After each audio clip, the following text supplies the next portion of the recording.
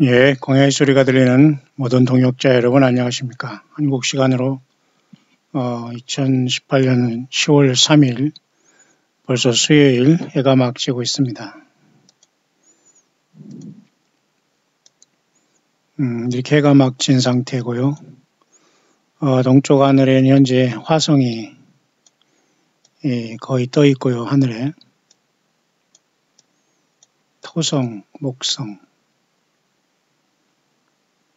그런 것들이 지금 현재 초저녁에 떠 있네요. 화성, 우리가 흔히 아는 화성, 토성, 목성까지 이렇게 현재 떠 있고요. 예수 그리스도의 고난을 상징하는 전갈자리, 스콜피온, 그 다음에 주님이 생명수 되시는 예수님 자신을 나타내는 물병자리, 여기 보이네요. 보통 우리가 말하는 견우와 직녀라는 견우성도 여기 알타이르 여기 보이고 있네요.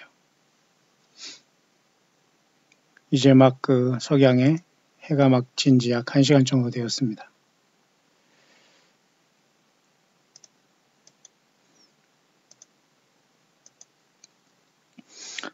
이 시간 잠깐 우리가 생각하고자 하는 것은 계속해서 하나님 말씀 묵상 잠깐 할 수 있도록 하겠습니다. 오늘은 수요 예배인데요. 나름대로 정시에 항상 우리는 밤 9시부터 10시 1시간 내에 우리 공예배가 됩니다.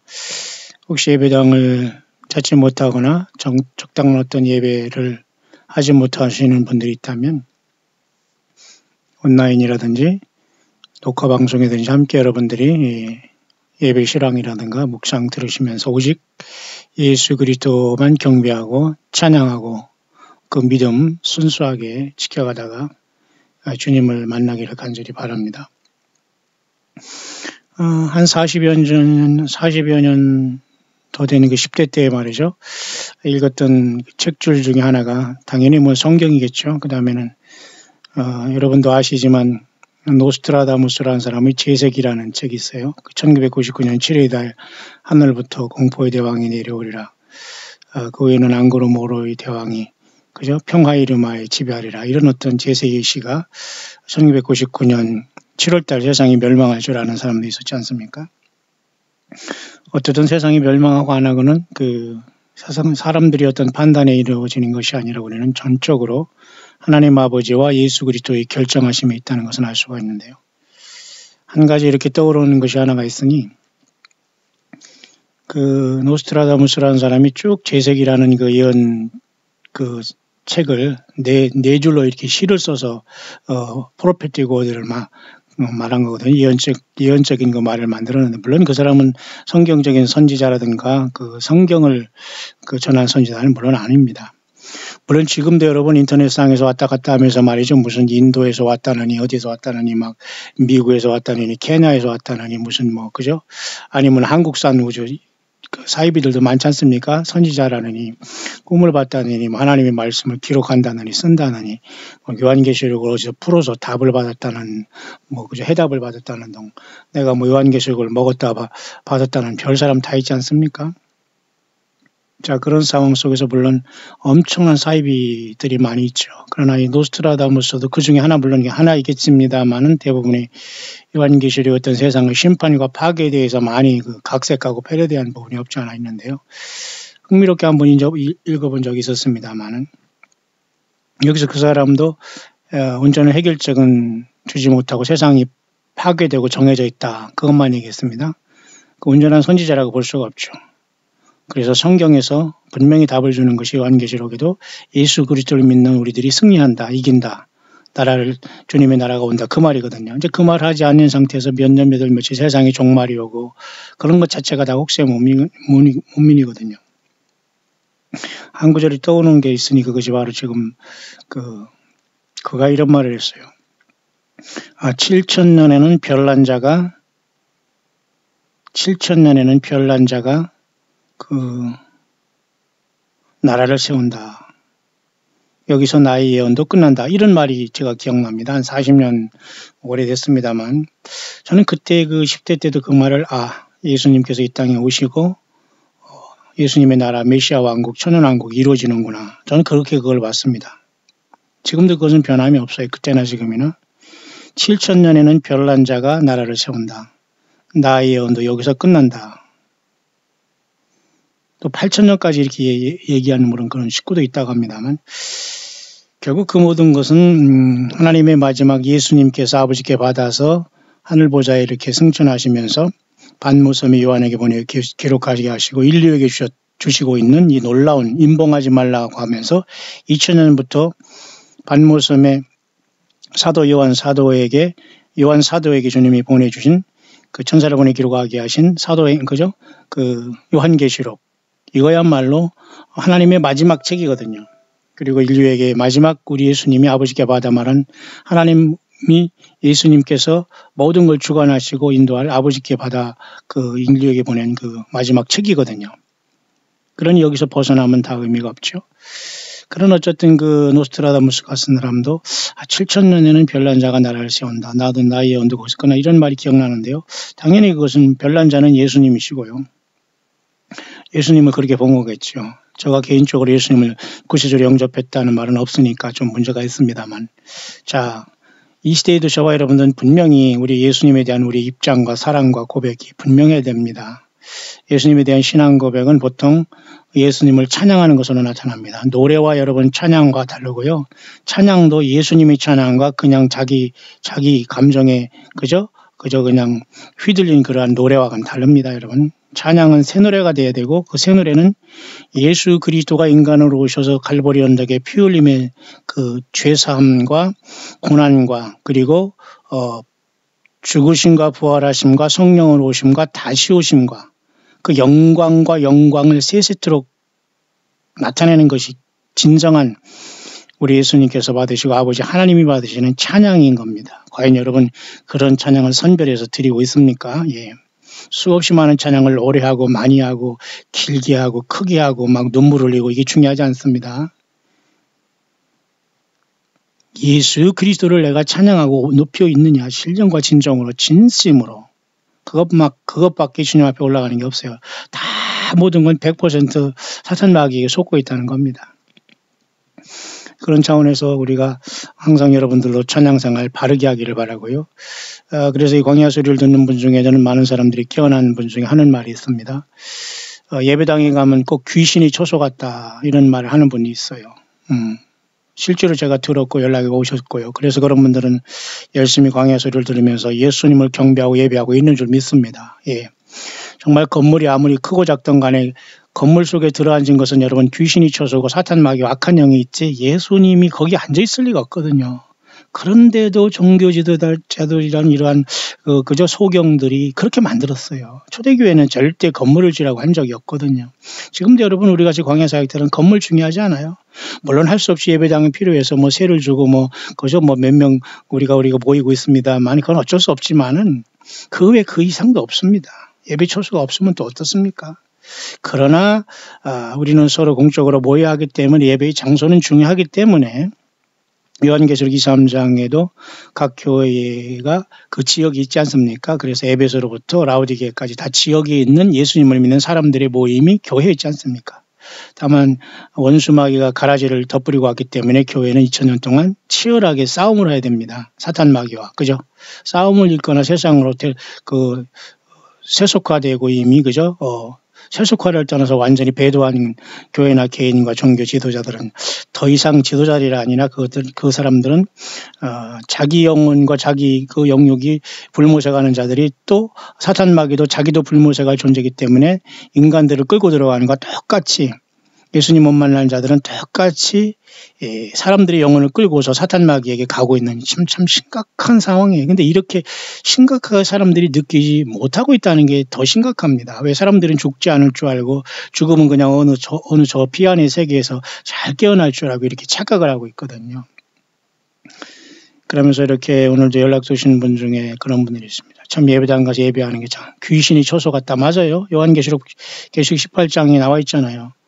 귀신이 초소가 되었다. 그렇게 말하고 있지 않습니까? 뿐만 아니라 예배 이것은 아닌데 라고 이렇게 고민하는 분들이 정말 열심을 다해 기도하고 간구하고 찬양하고 봉사하고 그건 다 사실은 하나님, 더 구체적으로는 예수님을 향해서 예배를 올렸는데 엉뚱한 사람과 인간과 종교 사건들에게 이게 다 올라갔고 전혀 그들은 예수님의 증인이 아니었다면 참 기절초풍할 일이거든요. 거기에서 많이 노력하고 땅을 치며 그죠? 막 그냥 기도하고 외치고 절규하고 봉사하고 헌신하고 물질 드리고 생명을 다 바쳐서 했는데 결국은 나를 구속하신 예수님 앞에 그 예배와 헌신과 봉사와 물질과 이런 것이 올라가지 않았다면 이건 도대체 기절초풍할 일이거든요. 근데 거의 100% 그런 현실이 지금 일어나고 있다는 거예요. 여러분들, 깨어난 여러분들은 진심으로 감사하고요.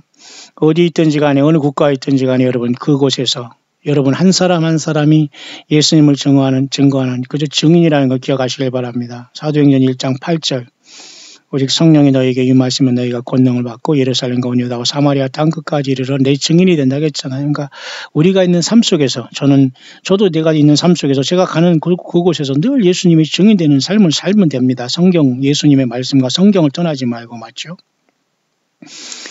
그런 상황 속에서 참으로 이렇게 주변에 많은 분들이 열심히 깨어있고 또 찬양을 오직 주 예수 그리스도께만 예수님의 십자가의 피의 공로에 의지해서 감사하고 구원받음에 감격하여 올려드리면서 믿음 지키는 여러분이야말로 진실로 이 시대에 깨어있는 예수 그리스도 영광의 날에 동참하는 귀한 그 마지막 이기는 자들이 아닌가 저는 그렇게 봅니다. 온갖 사이비와 잘못된 이단과 그저 종교 배도 그저 완전히 그저 배도와 그저 모든 세속화 완전히 물질주의 금송아지 우상이 그저 과거에 아론과 그의 그 이스라엘 백성들이 그 모세가 40일 동안 하나님을 만나고 십계명을 데려올 때 금송아지 우상을 놓고 뛰어난 것처럼 지금도 동일하게 물질과 금송아지 우상을 놓고 세상 사람들 전체는 그죠?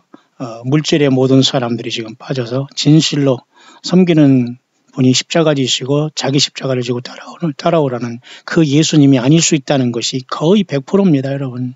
그러니까 여러분 한 사람 한 사람이 내가 예수 그리스도의 관계를 정립하고 나아가는 겁니다. 그런 사람들이 모여서 광야에서 하나님의 예수님의 강한 군대가 되어서 찬양으로 우리가 함께 서로 돕고 함께 하다가 우리는 순식간에 하나님의 열린 문을 통해서 새 노래를 부르는 놀라운 자리 만왕양 만주의 주 그 놀라우신 분 예수 그리스도 앞에 부름을 받게 될 겁니다.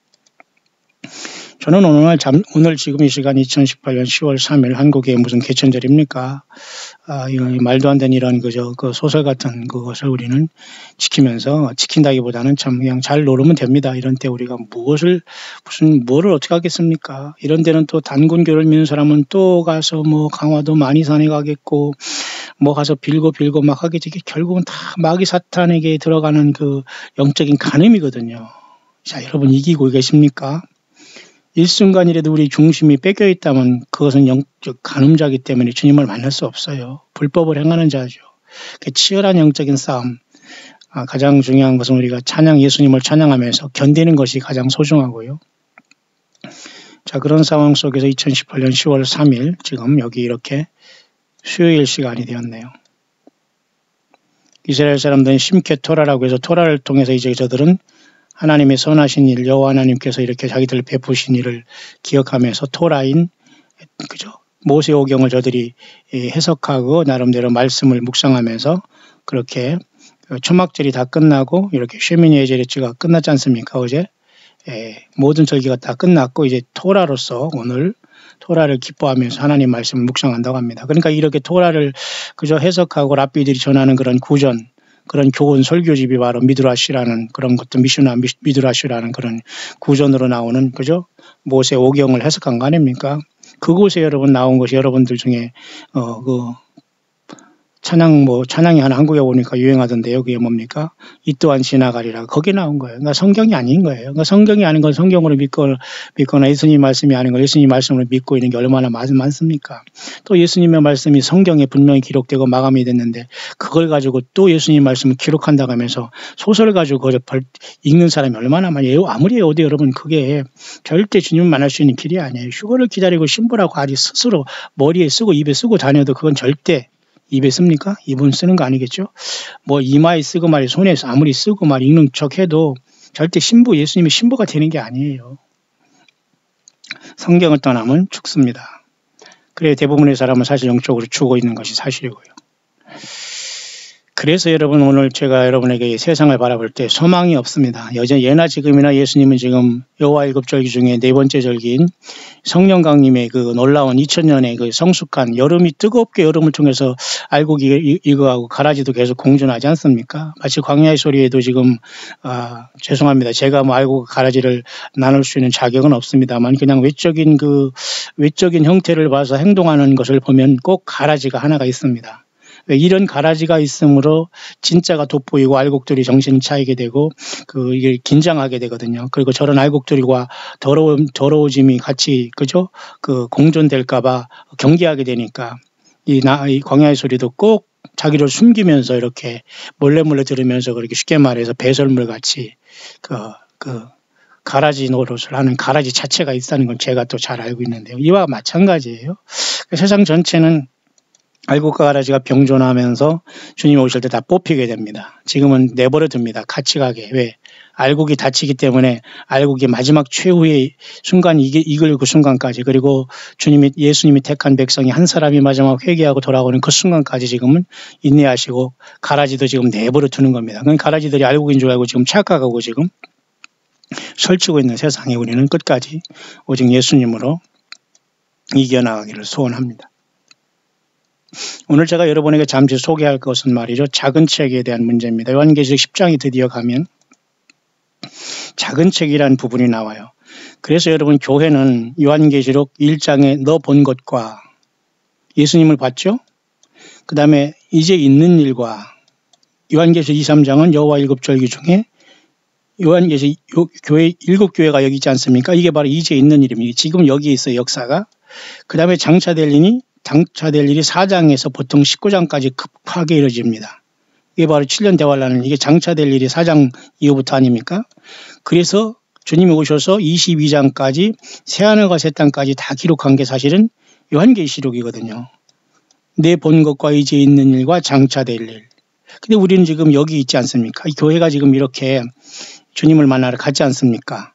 그런 다음에 주님께서 7인봉한 책을 받으시면서 첫째 인을 떼지기 시작하면서 지금 6째 인까지 뗀 다음에 6째 인과 7째 인 뛸 사이가 굉장히 중요하다고 했습니다. 그래서 이때 큰 변화가 일어나서 큰 환란이 들어가면서 이스라엘이 666 통치가 들어가면서 광야로 보호함을 받는 게 6째 인과 7째 인 사이라고 봅니다. 그래서 이때 이스라엘 중에 14만 4천이 특히 그죠?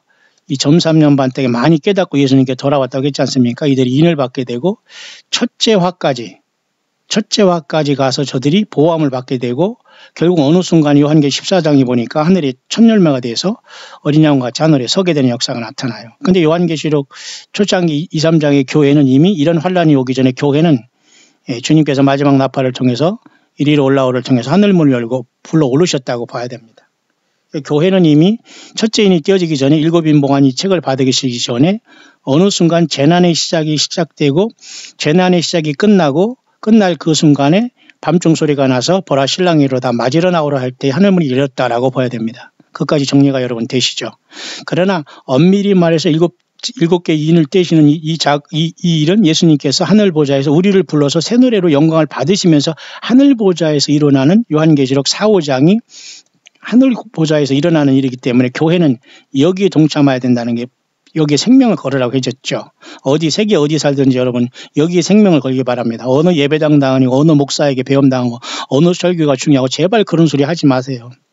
그런 거 백날 첫날 얘기도 아무런 소용이 없어요. 그냥 내가 자신으로 성령을 통해서 내가 예수님을 어떻게 믿고 있고 어떻게 고백하고 있고 내가 세상에게 내 가족에게 자녀에게 주변에게 직장에게 내 환경에게 내 어떤 그 모임에 내가 어떻게 예수님을 증거하고 있고 살아가는 게 더 중요합니다. 아니 더 중요한 게 아니라 가장 중요한 거예요. 예. 건물이 교회가 아닙니다. 맞죠? 귀신이 초소가 됐다고 하고 예배할 청소가 없고 예배 이게 아닌데 이런 고민하는 분들이 광야의 소리를 통해서 많이 깨어나면서 각자 예배에 깨어나고 있는 게 너무 감사합니다. 예. 너무 감사해요. 저는 그분들에게 우리 광야교회 억지로 오라고 한 적도 없고요. 감동이 되면 천에 만에 한 분씩 올 수도 있고 안 올 수도 있고요. 왔다가도 다 가야 됩니다. 왜? 빨리빨리 선교하고 전도해야지. 어디 와서 왜 가만히 있을 시간이 없어요. 가만히 있으려면 제대로 예배하고 제대로 봉사하지 않으면 하나님이 그렇게 쓰시지 않아요. 예. 성령님, 예수님이 역사하신 곳에는 정신이 없지 그렇게 티미하게 살 수가 없거든요. 전쟁터인데요. 맞습니까? 자, 그런 상황 속에서 여러분 6째인이 되실 때와 7째인이 사실 때 일단 14만 4천 인을 받게 되지요.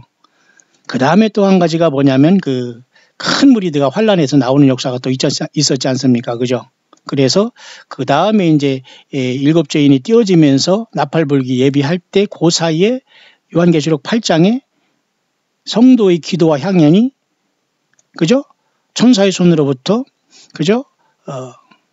분향단에서 금단으로 올려지게 된 역사가 7째 나팔이 떼면서 7째 인이 띄어지면서 부러지기 직전에 천사들이 예비하고 있을 때에 이렇게 아버지 앞에 이렇게 그 마지막 향연과 성도의 기도가 올라간다까지 얘기했죠. 그래서 드디어 나팔이 부러지면서 이것은 거의 저는 그 후 3년반 짐승통 시대에 부러지는 것으로 초창기에 부러진 게 네나팔로서 여기까지 3분의 1씩 파괴됐죠. 그래서 이제 다섯 천사가 나팔을 부를 때 14만 4천이 전삼면반에 이렇게 많은 유대인 사람 중에 돌아온 사람이 있고 또 이방 사람 중에 많은 사람들이 이들을 도와서 내 지극히 작은 자에게 한 것을 내게 대했다고 하면서 이들이 사실은 어쩌면 많은 사람들이 이스라엘 백성들이 고난에 동참하고 도와줌으로 천년왕국의 백성으로 갈 확률이 많이 있다고 해석이 가능하다고 했습니다. 거기까지. 물론 지금 우리가 서로 예수 믿는 가정들을 도와주고 또 안 믿는 가정들이나 서로 공유를 베푸고 하는 것도 나그네를 돕고 그저 어려운 사람을 도와주고 다 주님의 상급을 갚아주시겠지만 영적으로는 환란 때 그런 일이 일어나면서 이스라엘 백성들을 돕고 도와주는 사람들이 많은 사람들이 아마 그 예수님이 친히 말씀하시기로 내 형제 중에 지극히 작은 자에게 하지 않은 것이 내게 하지 않았던 그 말씀이 적용되고 있고요. 지금은 광야에 나와서 정말 예수님 하나 때문에 살아가며 때거리 없으며 살아가면서 늘 하늘만 보고 살아가는 저와 여러분들이 서로 돕고 서로 예수님을 믿는 사람으로 서로 돕고 후원하고 서로 기도하고 함께 해준 이 자체는 굉장히 우리 주님 앞에 칭찬받을 일이 아닌가. 또 저는 그렇게 봐요. 그렇게 안 보는 사람이나 저쪽에서 이상한 사람들은 큰 예배당하고 이런 사람들은 이상하게 보겠지만 그 사람들은 그렇게 안 보더라도 저는 그렇게 봅니다. 자, 그런 차원 속에서 이제 그 다섯째 천사가 나팔을 불어줄 때 무저갱이 열려서 이렇게 많은 사람들이 고통을 당하지 않습니까? 그런데 14만 4천의 유대인들은 인을 받기 때문에 이 첫째 화까지는 견딘다고 봐요. 그것은 그 다음에 하늘 보좌로 그들은 왔다고 봅니다. 우리를 하늘에서 만났다고 봐야 돼요. 요한계시록 4~5장에.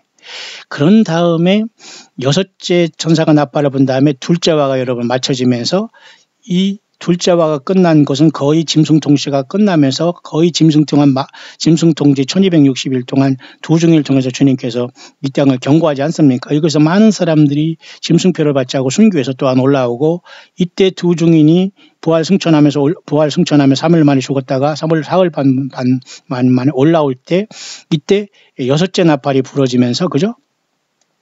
5째 나팔의 첫째 화가 끝나고 둘째 화가 끝났다고 했고 여기서 3분의 1이 죽는다고 했잖아요. 사람들. 그러니까 많은 사람들이 황충의 난으로 회개가 안 되니까 당연히 이들은 죽어서 예수님께서 이걸 다 음부로 보내면 이 사람들은 다 어차피 가라지들이기 때문에 회개가 안 되기 때문에 그 남은 자들이 이제 그 후 3년 반 남았다가 짐승표를 받고 재림하신 주님을 위해서 또 다 이제 죽어서 음부에 또 떨어지는 겁니다. 이해하시죠? 그러니까 마지막 세 번째 나팔이 7째 나팔인데 이것은 바로 이렇게 7개의 대접으로 쏟아지는 거예요. 무슨 말인가 알죠? 마지막 나팔 이것이 셋째 화로서 이것이 7개 대접으로 쏟아지면서 셋째 화가 돼서 주님께서 이 땅에 재림하시고 심판을 하시는 겁니다. 그렇기 때문에 이 5, 6, 7째 나팔은 첫째, 둘째, 셋째 화라고 얘기했고 우리는 이미 이 어느 순간에 그죠? 재난의 시작의 끝쯤에 밤중 소리가 나서 보라 신랑이 이로다 맞으러 나오라 할 때 밤중의 외침소리 미드나잇 크라이를 통해서 드디어 주님이 우리를 부르셨기 때문에 요한계시록 4~5장에 올라가서 승천해서 새 노래를 부르면서 24장로의 모습으로서 금멸요관을 쓰고 보좌에 앉아서 새 노래를 부르면서 흰옷을 입고 주님을 경배하고 있습니다. 왜? 이 땅이 주님과 더불어 재림 그저 따라 내려오면서 천년왕국을 지배하기 위해서 주님과의 준비를 하는 겁니다. 심판을. 그러면서 항상 6째인과 7째인이 되어질 때에 항상 그런 사건이 일어났듯이 나팔도 여섯째 나팔과 일곱째 나팔이 부러진 요 사이에 또 사건이 있어요. 그것이 바로 제가 여러분에게 드리고자 하는 요한계시록 10장의 작은 책이 여기 있는 겁니다. 제가 이 시간 말씀드리는 건 계시록 10장의 작은 책의 출현이 바로 여기 있는 거예요. 무슨 말인지 여러분 이해하시죠? 그러니까 7개 인 중에서 6째 인이 띄어지고 7째 인 사이에 14만 4천이 임받고 우리의 마지막 기도가 우리가 천사들을 통해서 성도의 향연과 성도의 기도가 아버지 올라가지 않습니까? 그래서 그 불이 떨어지는 게 7 나팔이 불면서 심판이 오듯이 6째 나팔 불고 7째 나팔 부는 요 사이에도 또 작은 책이 이렇게 들어오는 거예요. 그래서 요한계시록 10장이 여기 작은 책이 바로 6째 나팔과 7째 나팔 사이에 있는 겁니다. 그러니까 거의 끝에서 요한계시록 10장의 부분이 여기서 공개되고 있어요. 뭘로? 작은 책으로. 그 때문에 이 작은 책이 무엇인가에 대해 우리가 알아야 될 부분이 여기까지 와 있지 않습니까? 물론 우리는 이 작은 책을 볼 때는 이미 승리된 교회는 하늘에 올라가 있는 거예요. 그러니까 여기에서 여러분들이 떨어지면 안 되기 때문에 이기는 자가 돼야 돼요. 성경을 떠나 있거나 성경 외에 무엇을 가지고 하나님의 말씀으로 또 성경 외의 어떤 설교를 여러분이 수천 번, 수백 번 들으면서 그걸 가지고 아멘 할렐루야 아무리 했다고 해야 돼서 여기 올라갈 수 있는 자격이 안 돼요. 오직 성경 자체로 예수님의 기록된 성경을 떠나서는 그것이 설교가 몇 천만 몇만만 줘야 하고 무슨 칼라풀한 어떤 무슨 말도 안 되는 소리를 통해서 막 그저 지옥도 안 믿는 불못도 안 믿는 이러한 사이비 목사다는 이런 자칭 사건들이 나와가지고 막 뭐 휴거가 몇 년 연기됐다는 언제 대한 이런 것에 여러분이 매달렸다면 여러분 전부 다 불못으로 갑니다. 제가 말을 심하게 하는 것이 아니라 구원 못 받아요. 모두가 음부에 떨어졌다가 불못에 들어갈 수밖에 없는 심각한 상황이 지금 미혹이 됐다는 걸 아시기 바랍니다. 따라서 제가 이 시간 여러분에게 잠시 하고 드리고 싶은 말은 6째 인이 떼시면서 7째 인 사이에 14만 4천 인을 받은 것은 교회가 휴거가 일어나고 이스라엘 백성 중에 전 3년 반에 많은 사람들이 예수께 돌아오는 메시아닉 주들이 바로 14만 4천으로 봐요. 이들이 환난 가운데 많은 사람을 일깨울 것이고 이들이 바톤을 넘겨주고 그죠? 후 3년 반에 들어가면서 두 증인이 출현하게 되는 건데 바톤을 이 두 증인들에게 넘겨주고 14만 4천은 환난 중간에 떠나야 됩니다. 그리고 후 3년 반이 짐승통치 66년에는 두 증인이 여기 역사하게 되죠. 그죠? 그래서 그 두 증인 역사하면서 네 나팔이 벌어지고 5, 6, 7 나팔이 벌어지면서 6째 나팔과 7째 나팔이 벌어지는 게 거의 짐승 통치가 끝나고 세상 모든 사람들은 오른손과 이마에 표를 받아서 다 사탄 마귀에 이미 넘어갔고 소수만이 이제 이것을 거부하다가 그죠? 죽고 목 잘리면서 처참한 환경 속에서 두 증인이 그걸 못 받게 합니다. 그러니까 두 증인을 통해서 이들이 그죠? 이 짐승표를 이긴 사람들이 요한계시록 15장 끝에 하늘의 불이 섞인 유리바닷가에 이렇게 올라오지 않습니까? 뒤늦게. 그래서 하늘에서 만나게 되는 거죠. 그러니까 가장 영화로운 것은 요한계시록 2, 3장의 교회지로서 저와 여러분들의 위치가 여기라는 겁니다. 그러니까 이 상급을 많은 사람이 잃고 있다는 거예요. 사탄마귀에 속아서. 거짓 선지자에게 속아서 요한계시록을 떠나게 되고 다 이 엄청난 이기는 자의 바늘에서 많은 사람들이 지금 떨어지고 있다는 겁니다. 휴거를 기다려도 휴거가 안 되는 사람이 많아요. 그렇게 저는 봐요. 저는 뭐 성경을 통해서 그렇게 본다는 겁니다. 그날 가봐야 알겠지만 하늘문이 요한계시록 4, 5장이 이렇게 열릴 때 휴거를 기다리는 자들이 떨어지는 이유는 일단 불법을 행했기 때문에 그래요. 성경을 떠났고 요한계시록을 통해 예수님의 마지막 계시록인 요한계시록 외에 다른 것을 의지하거나 사람을 따라다니는 결과 그들 모두는 주님 앞에 올라갈 수가 없어요. 왜? 불법을 행한 자고 결국 사탄 마귀에게 속임을 당한 거거든요. 따라서 여러분 6째 인이 떼지면서 7째 인 사이에 그런 역사가 있었고 중간적으로 6째 또 나팔이 부러지면서 둘째 화가 끝났고 이때는 이미 뭐예요? 예. 두 증인도 이미 올라간 상태가 아닙니까? 그런데 요 전후에서 이루어질 사건이 하나 있으니 그게 바로 이 작은 책의 사건이거든요. 그래서 6째 나팔이 부르면서 마지막 7째 나팔이 불면서 7째 대접으로 세상이 셋째으로 완전히 초토하고 예수님이 이 땅에 오시면서 천년왕국을 세우시면서 우리와 더불어 다스리기 직전에 6째 나팔이 부러진 다음에 요 막간을 이용해서 주님께서 요한계시록 10장을 통해서 작은 책의 역사를 보여주는 거예요. 작은 책의 위치가 어디 있는지 여러분 알겠죠? 그러니까 이 작은 책은 인류 역사의 마지막을 얘기하는 것이고 이 작은 책은 반드시 속히 될 일로서 사탄 마귀가 마지막 42달 통치를 허락함을 받았어요.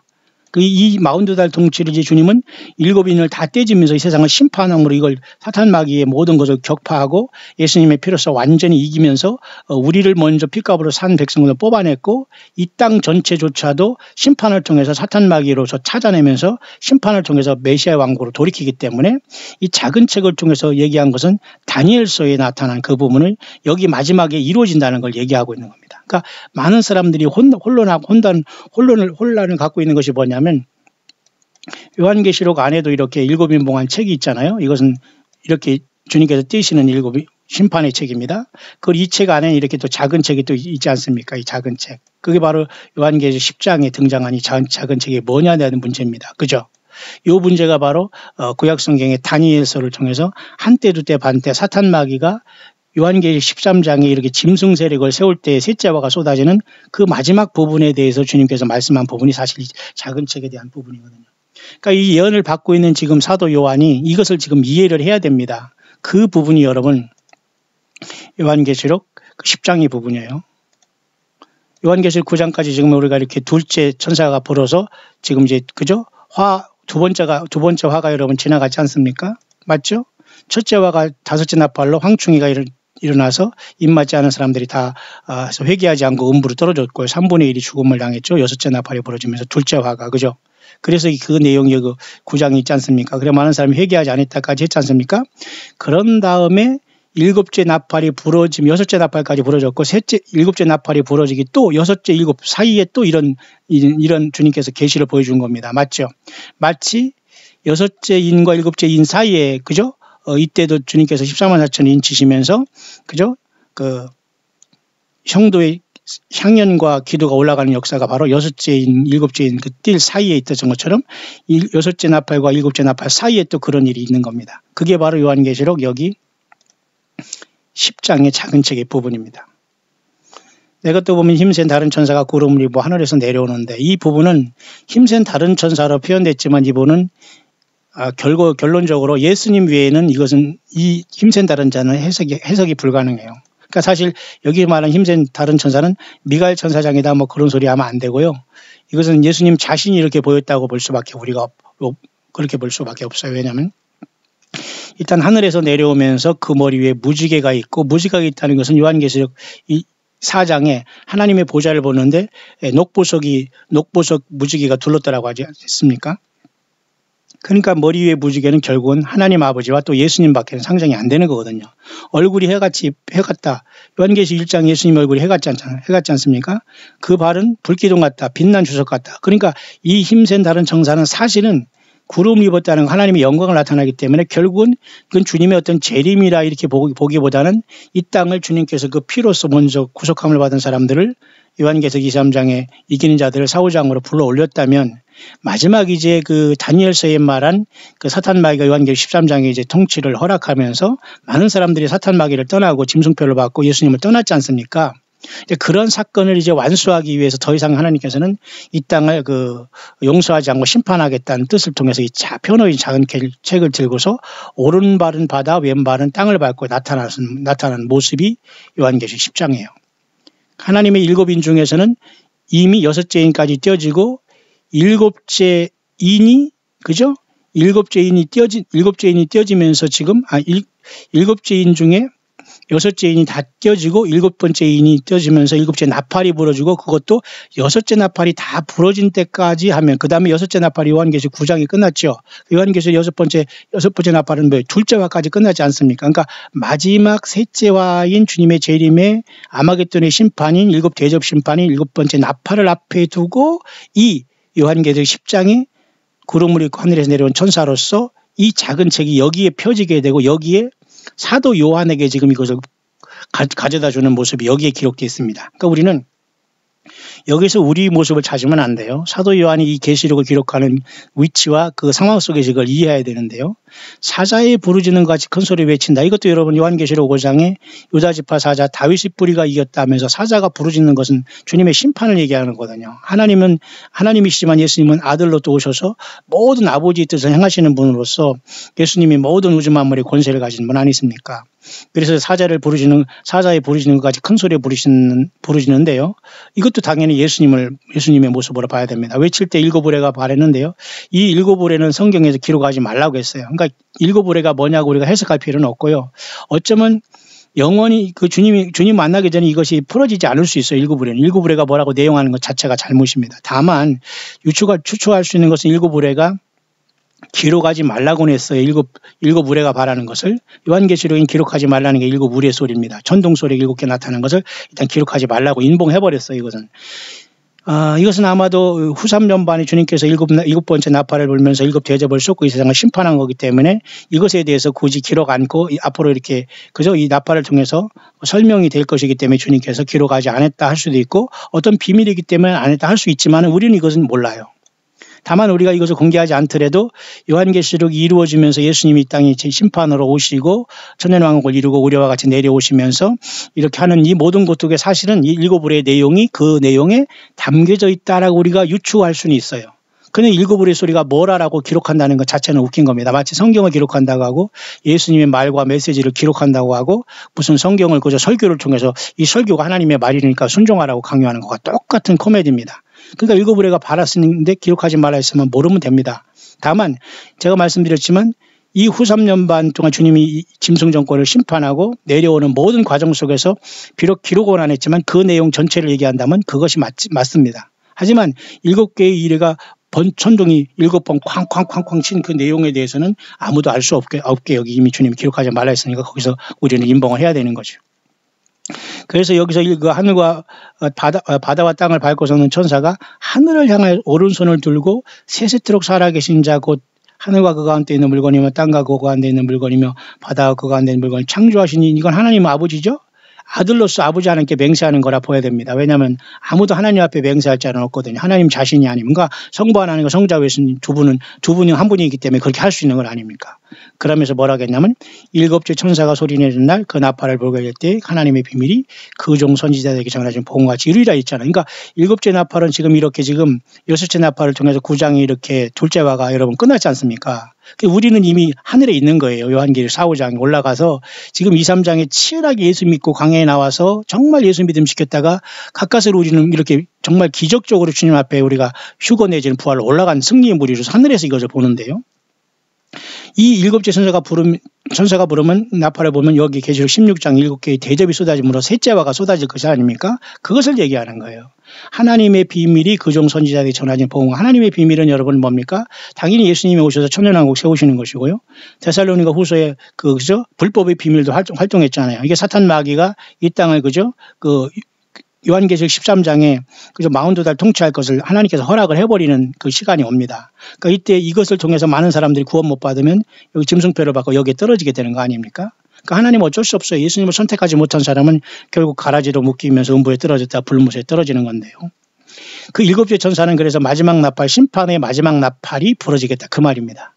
그래서 주님도 이 땅에 재림하시고 사탄 마귀도 42달의 그 후 3년 반 이 통치의 종지부를 찍겠다고 예수님이 이 땅에 오셔서 무슨 말인가 알죠?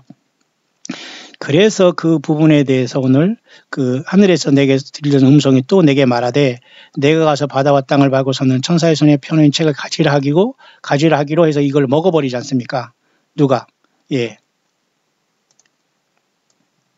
요한이 여기서 좀 그걸 먹어버리지 않습니까? 하늘에서 소리가 났다고 해서 이걸 뭐 예수님 앞에 무슨 그죠?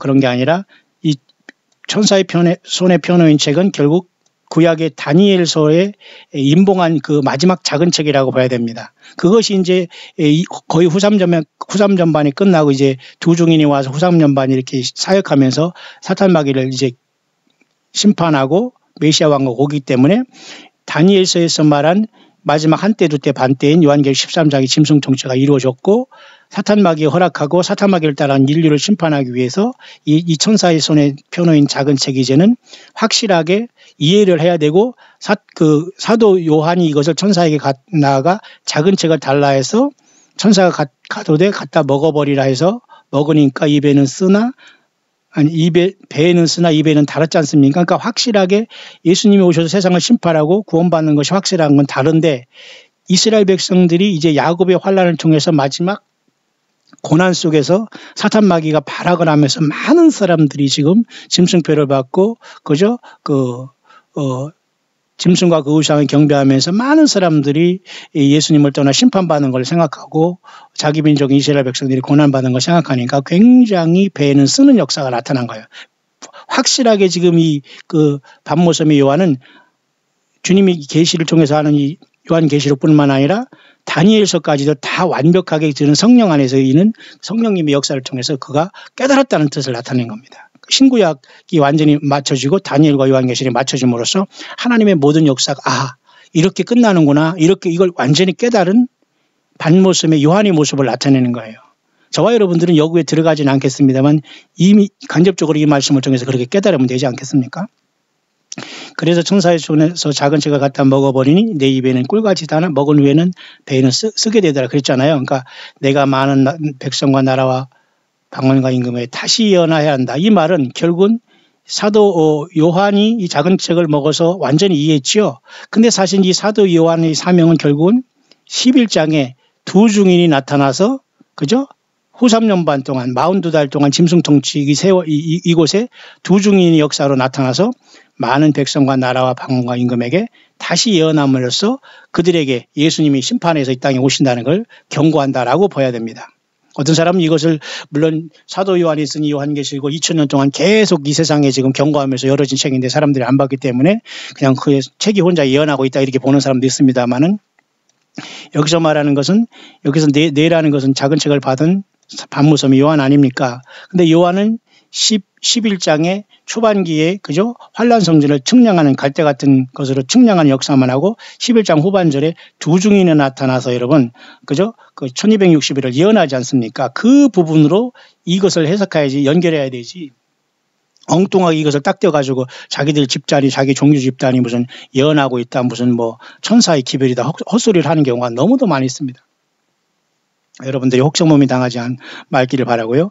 사도 요한이 여기서 이 그 다니엘에 있는 그 작은 책을 완전히 이해하면서 그래서 이제는 둘째화까지 이루어지고 마지막 일곱째 나팔이 부러지면서 셋째화가 쏟아지면서 하나님의 심판을 이르기 직전에 이제 하나님께서 임봉하셨던 다니엘에 주셨던 그 책이 완벽하게 이쯤에서 이해가 돼야 되겠고 깨달아야 될 거기 때문에 주님께서는 천사의 모습을 통해서 작은 책을 가지고 내려와서 이 책을 읽고 듣는 저와 여러분들이나 교회 시대에 승리하는 우리들에게나 그리고 당시의 반모섬의 요한에게도 이 모든 걸 완벽하게 지금 성령 안에서 깨닫게 하시고 있다는 걸 봐야 됩니다. 그래서 그 두 증인의 사명을 이제 42달 동안 이렇게 다시 예언하는 역사가 나타나서 두 증인을 통해서 짐승표를 받지 않은 그죠? 어떤 그 순교하고 그런 사람들은 계시록 15장 유리바닷가에 그죠? 목잘림을 당해서 불이 섞인 유리바닷가에 서서 어린 양의 모세의 노래 어린 양의 노래를 부르면서 올라올 무리가 있겠죠. 그죠?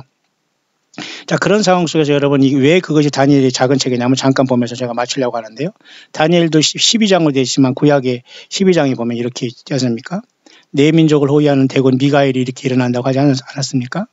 근데 이때가 바로 후 3년 반입니다. 이때가. 그러니까 이스라엘 백성들이 거의 후 3년 반 짐승 통치에 저들은 1260일 동안 이제 보호함을 받게 되는 것이고요. 그들은 보호함을 받은 백성들은 후 3년 반 일곱째 나팔이 부러지며 대접이 쏟아지며 셋째화가 쏟아지면서 내리면서 저들이 회개하면서 저들이 이제 그 예수님을 구주로 영접하면서 천년왕국의 백성으로 들어가지 않겠나 봐요. 그러나 이 전 3년 반 동안 회개한 사람은 14만 4천은 촌열매로 환란 열매로서 벌써 교회가 됐죠. 그리고 또 많은 사람들이 짐승표를 받지 않고 또 올라와서 첫째 부활에 또 이르렀죠. 근데 여기도 이루지 못한 사람들이 후 3년 반 동안 그죠? 예비처로 이스라엘 백성들이 보호함을 받다가 재림하신 주님을 위해서 예수님을 보고 깨닫고 이들은 첫째 부활에 이르지는 못하지만 천년왕국의 백성들로 들어가서 천년 동안 큰 지복 천년에 이르게 된다는 걸 봐야 됩니다. 그때 다니엘 12장을 이렇게 마치면서 후반절에 좀 묘한 그 말씀이 여기 나와 있습니다. 뭐냐면 여기 보면 말이죠. 그 다니엘서를 이렇게 쭉 그 천사를 통해서 하나님 예수님께서 보내주면서 마지막 때까지 임봉하라 봉함하라 하잖아요. 그러니까 다니엘서는 그때 당시에 봉함했어요.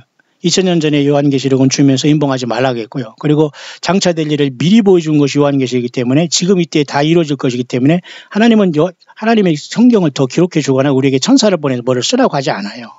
그래서 다만 다니엘만 이렇게 12장 끝에 마지막 때까지라고 하면서 봉하마라는 말이 있어요. 사람이 빨리 왕래하고 지식이 더할 때까지만 봉하마라 했어요. 지금 그 시절이 왔기 때문에 이제 다니엘도 봉하마면 안 돼요. 요한계시록도 당연히 열어봐야 되겠죠. 그러면서 다니엘이 영안이 열어서 눈이 봤는데 강 이편에 언덕에 섰고 강 저편에 사람이 있는데 세마포옷을 입은 자가 강물 위에 있는 자에게 기사의 끝에 대해서 물어버려요. 그러니까 또 다른 곳에 세마포를 입고 강물 위에 있는 한 분이 아마 이분이 예수님 같다고 봐요. 우리는 좌우 손을 들어 하늘을 향하여 영생하시는 자를 가리켜 맹세하여 가로되 그러잖아요. 이것은 바로 요한계시록 10장에 오른발은 그죠? 바다를 왼발은 땅을 받고 쓴 그 힘센 천사의 모습과 똑같잖아요. 그러면서 지체하지 아니하리니 그런 것과 똑같잖아요. 맹세하여 가로되 하늘을 향하여 한때 어두때 반때를 지나 성도의 권세가 다 깨어지기까지 하리니 그렇게 되면 이 모든이 다 이루리라. 그래서 요한계시록 10장에 작은 책을 받으면서 마지막 전사가 마지막 나팔을 불 때에 하나님의 모든 비밀이 이룬다는 게 여기서 일치가 되는 거예요. 연결이 되는 거예요. 그러니까 이것이 바로 작은 책이 그 요한계시록 10장에 예수님이 직접 갖고 내려서 이것을 이루겠다고 보여준 것이 요한계시록 10장의 작은 책의 모습으로 봐야 되지. 그것을 저들이 요한계시록을 읽었다 해석을 했다 이걸 보면 두중인이 된다 13말이 된다 막 이렇게 완전히 엉망진창으로 만들어놓은 곳에 빠지는 사람이어서 이제 더 이상 저는 그런 분들에게 어떻게 말할 수 있는 길이 없습니다. 잘 들으시는 분만 열심히 천날매 장자권을 받고 열심히 예수 믿음을 어디 곳에 있든지 간에 그 있는 처소에서 예수 믿음을 지키면서 정말 겸손하시고 정말 예수님 닮은 열매 맺으시고 그렇게 살아가다 주님 앞에 꼭 부름받고 땅에 남지 않기를 바랍니다. 그래서 여기에 그 다니엘 12장이 요 부분이 있지 않습니까? 한때와 두때 반때. 요게 바로 그 다니엘의 작은 책의 요거예요. 다니엘에게 주신 요 마지막 부분으로서 봉함한 책이 그죠? 요한계시록 10장에 열어지게 되는 거예요. 그러니까 내가 듣고도 깨닫지 못한지라 내가 가로되 내 주여 이 모든 일이 결국 어떠하겠삼나이까 다니엘아 갈지어다 대저 이 말은 마지막 때까지 간수하고 봉함할 것이라 했잖아요. 그러니까 요 마지막에 다니엘서가 이제 깨달아지는 날이 지금 이 시대라고 볼 수 있어요. 그죠? 그렇기 때문에 우리는 지금 다니엘서 요한계시를 통해서 전체가 성경 말씀을 깨달았고 주님을 맞을 준비하는 것은 너무도 마땅한 일이 아닐 수 없는 것이요. 그래서 많은 사람이 연단을 받아 스스로 정결케 희귀할 것이나 악한 사람 악을 깨달으니 악한 자는 아무도 깨닫지 못하도 지혜 있는 자만 깨달았다고 우리가 여기에 여러분 속하기를 바라요. 그래서 여기서 말한 한때와 두때 반때를 지나서 성도의 권세가 다 깨어지는 것은 요한계시록 13장에 짐승이 나라를 세우면서 그죠? 42달 통치할 이 시대를 얘기하는 것이 한때와 두때 반때 아닙니까? 여기서 말하는 한때와 두때 반때는 짐승이 통치하는 사탄 마귀가 이 세상을 지배하면서 인간들이 짐승표를 받고 예수님을 버릴 시대를 얘기하는 거예요. 그러니까 성도의 권세가 다 깨어졌다고 하잖아요. 그럴 때에 주님께서 이제 셋째와를 부르면서 내려오시는 거예요. 그것이 바로 작은 책으로서 한때와 두때의 반때인 사탄 마귀가 마지막 이 세상을 붙잡고 지구에서 짐승 세력을 대우면서 악착같이 지구를 안 빼앗기려고 발악을 하고 짐승표를 받고 미혹된 모든 인생들도 똑같이 여기에서 예수님을 배반할 때에 오른발은 그죠? 바다와 왼발은 땅을 밟고서는 예수님께서 친히 그 피로서 우리를 사셔서 먼저 부활 휴거시켰듯이 땅도 전체도 다 사탄 먹이로부터 빼앗아 온다. 그죠? 회복하겠다. 예수님의 나라를 이룩하겠다. 내가 원래 창조한 대로 그대로 사탄 마귀로 해서 오염된 세상을 회복하겠다. 그 뜻입니다. 그죠? 한때와 두때는 이미 사탄 마귀에게 한때와 두때 반때를 내어 버렸지 않습니까? 그래서 다 끝날 때 그래서 지체하지 아니하리니 그 말이 나는 거예요. 여러분 좀 이해가 가시나요? 그 좌우손을 들어 하늘을 향하여 영생하시는 자를 가리켜 맹세하여 가로되 그죠? 하늘을 들어 이렇게 영생하는 자를 가리켜 맹세하지 않습니까? 이 부분이 여러분 정확하게 요한계시록 10장에 똑같지 않습니까? 여기 보세요. 표노인 장을 책을 넣고 오른발은 바다를 받고 왼발은 그저 땅을 받고 이 모습입니다. 그죠?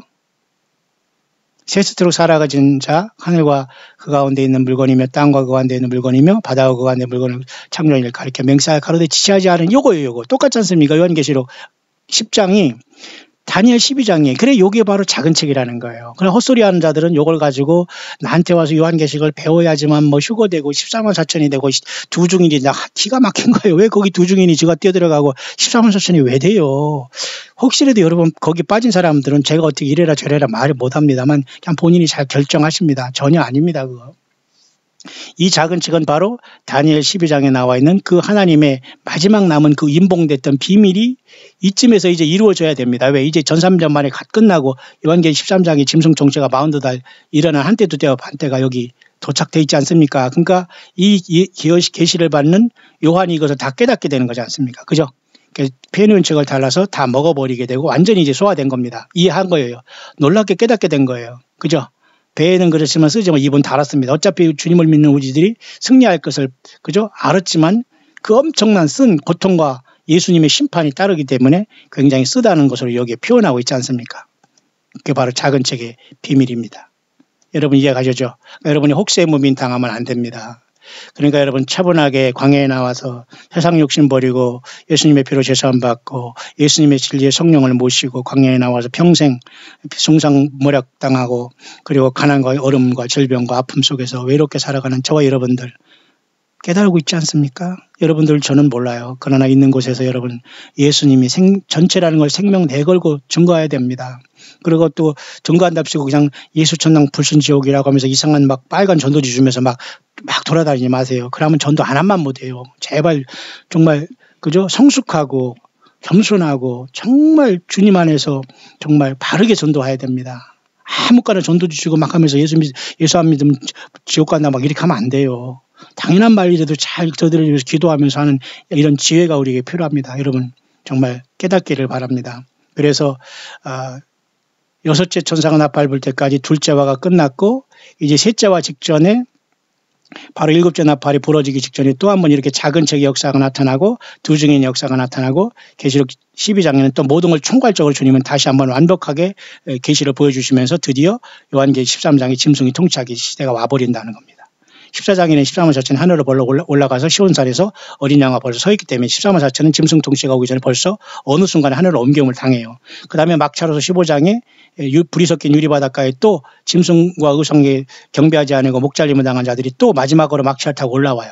그래서 마지막에 일곱째 천사가 나팔을 이제 불면서 계속 16장에 일곱째 대접이 쏟아지면서 음녀가 17장, 18장 큰 성 바벨론이 같이 멸망하고 19장에 주님께서 우리와 더불어 그 셋째화를 쏟으면서 이 땅을 주님께서 예루살렘 앞 동편 감람산 그쪽으로 백마를 타고 장엄하게 개선의 주의 주로서 내려오시는 거예요. 우리는 2, 3장에 땅에 있다가 4, 5장에 올라가서 일곱 인봉한 그 인을 떼시면서 심판을 지켜보면서 주님께 찬양과 경배를 드리다가 여기에 따라 내려오는 거예요. 그러면 천년왕국의 왕권을 받아 주님과 누리면서 죽음을 보지 않고 그죠? 백보자 심판을 건너뛰면서 우리는 새하늘 새 땅을 창조할 때 기뻐하면서 땅의 왕들이 되어서 땅의 영광을 가지고 하늘의 예루살렘 성으로 다 들어가는 거예요. 그 성은 해와 달의 비춤이 쓸데없고 그죠? 보좌에 앉으신 이 어린 양이 그 등이 되신다고 했잖아요. 땅의 왕들은 바로 우리들이 천년왕국을 다스리면서 예수님과 더불어 천년 동안 어린 양의 혼인잔치를 다 마치고 그로 들어가는 거예요. 맞습니까? 예. 그래서 여기 작은 책은 그 다니엘서에 말한 그 마지막 한때 두때 반때인 짐승 통치 기간이 빨리 시작되면서 주님께서는 이 땅과 바다를 오른발 왼발로 주님은 밟고 서 계시잖아요. 다 찾겠다는 거예요. 다 심판하고 예수님의 나라를 세우겠다는 겁니다. 42달만 지나면 짐승 잡아넣겠다는 겁니다. 쉽게 말해서. 여러분 짐승표 내고 짐승표 받고 여러분 세상에 남고 물질 숭배하다가 여러분 음부 떨어졌다가 불못 가겠습니까? 아니면 지금 열심히 교회시대 2, 3장에 싸움하고 정말 찬양하고 건전하고 참된 성경 떠나지 않는 참된 알곡들이 되어서 광야에서 주님을 찬양하다가 순식간에 주님 앞에 불어서 이 영광에 동참하시겠습니까? 여러분 모두 주님의 성령이 교회들에 가시는 음성을 들으시면서 각자 잘 분별하시고 판단하셔서 모두가 한 사람도 땅에 남지 않고 이 영광에 만왕양 만주의 주 예수 그리스도께 부름받는 최고의 승리자들 될 수 있게 되시기를 우리 주 예수 그리스도 이름으로 간절히 축원드립니다.